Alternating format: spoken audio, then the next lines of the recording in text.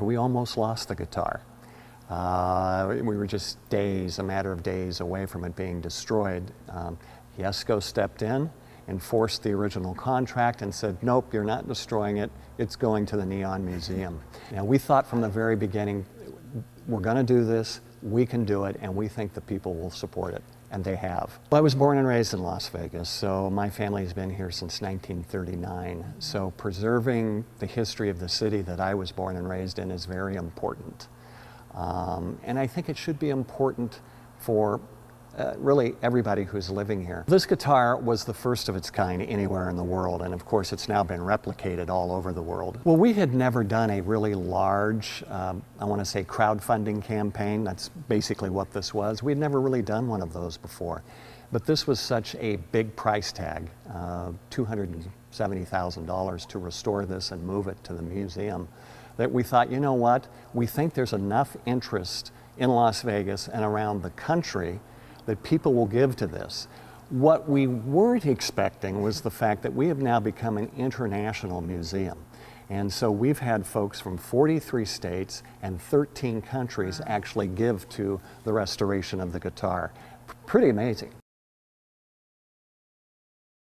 I can't say I designed it, created it, commissioned it was better, because there was a good design input from everybody.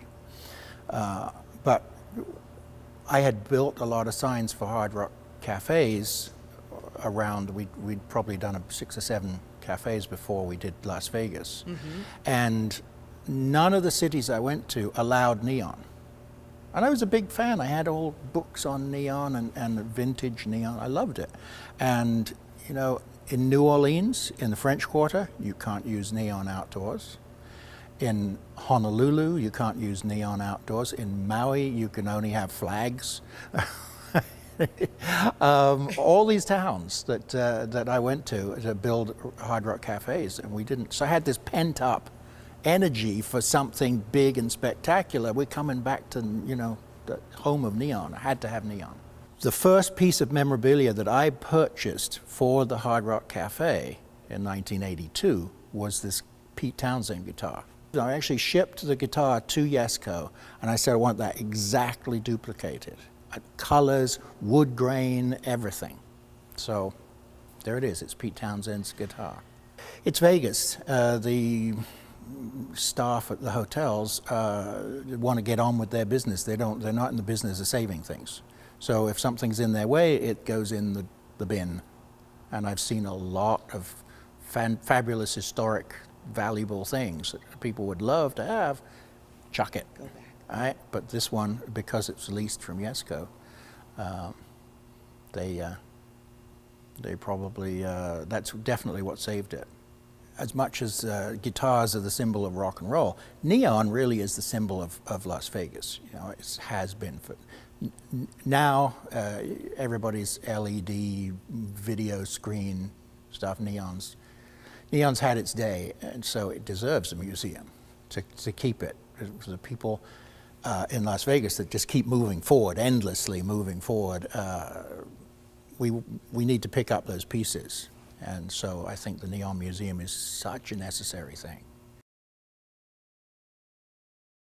We knew that we wanted a crowdfunding campaign, and when we were looking at opportunities for incentive for the fundraising campaign, we came up with the idea to let folks of a certain donor level have their name commemorated on the base of the sign. So anyone from $100 and above has their name commemorated on the base of the guitar.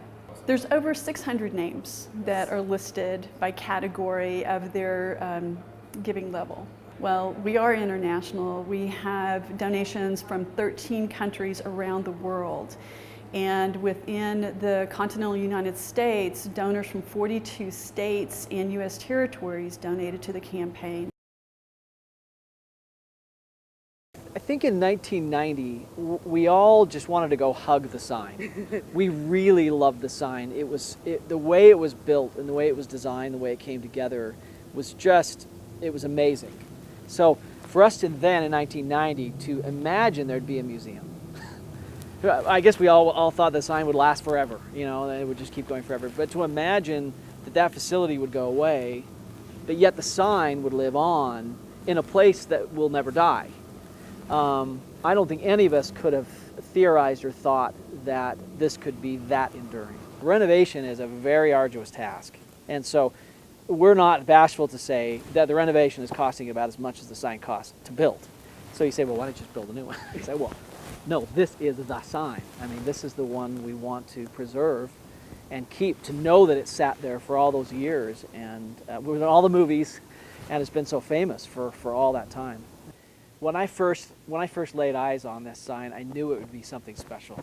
The way that the acrylic face illuminated at night, right on the face of the guitar, and how good it looked in the day, and how the strings were strumming and the neon was chasing around the outside. This was not your regular, ordinary sign. So even at the outset, we knew this was going to be something special, and it was going to be something special for a long time. As we think about this unveiling, we're nearing our 100th anniversary, and so the renovation of this sign, concurrent with our celebrations as a 100-year-old business, family business, it just means so much more to us, because it's going to give us a chance to recollect these decades leading up to now, and then really think forward in the future decades and the future generations to say, you know, what are they going to think about this sign that was such a pivotal and central part of this community way back when.